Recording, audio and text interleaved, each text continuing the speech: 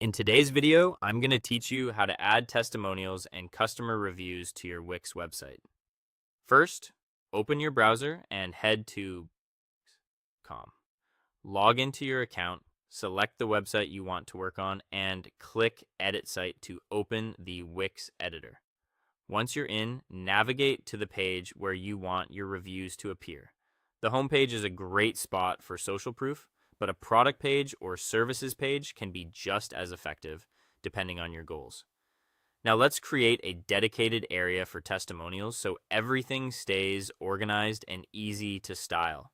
In the editor, click the plus Add button at the top left to open the Add panel. Choose Add section and select Blank, or pick a simple layout if you prefer a starting point. Click on the page where you'd like this section to live. Placing it just below your features or services often helps visitors see proof right after they learn what you offer. Next, we'll add structure using a strip. Click plus Add again, then go to Layout Tools and select Strip.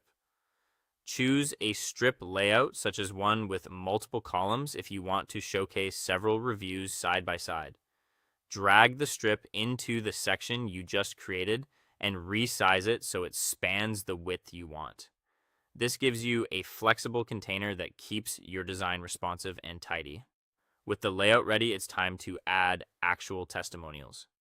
Click plus Add once more, scroll down to find testimonial or testimonials, and pick a template that fits your brand's look and feel. Drag your chosen template onto the strip or directly into the section. You can always tweak colors and fonts later, so focus on a structure that feels right. Customize each testimonial by clicking the element on the page. Update the reviewer's image by uploading a customer photo, or use a clean placeholder if needed. Click the name and enter the person's name or an approved representative label.